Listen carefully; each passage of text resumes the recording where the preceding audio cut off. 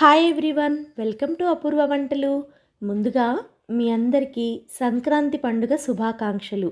సంక్రాంతి అంటే అసలైన అర్థం ఏమిటంటే సూర్యుడు మకర రాశిలోకి ప్రవేశించడమే మకర సంక్రాంతి.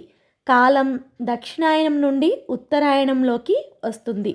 ఉత్తరాయణం శుభకార్యాలకి ఎంతో మంచిది. అలాగే సూర్యుడు మకర రాశిలోకి రావటం వల్ల అంతా కూడా వెలుగుతోటి నిండి ఉంటుంది. వెనకటి నుంచి కూడా సంక్రాంతికి రైతులకి పంట చేతికొస్తుంది. ఇల్లు ధనధాన్యాలతో కళకళలాడుతుంది. అందుకనే ఈ టైంలో పిండి వంటలు అనేవి ఎక్కువగా తయారు చేసుకొని తింటూ ఉంటారు. మేమైతే ఇవాళ పొద్దునే షిరిడి నుంచి వచ్చాము.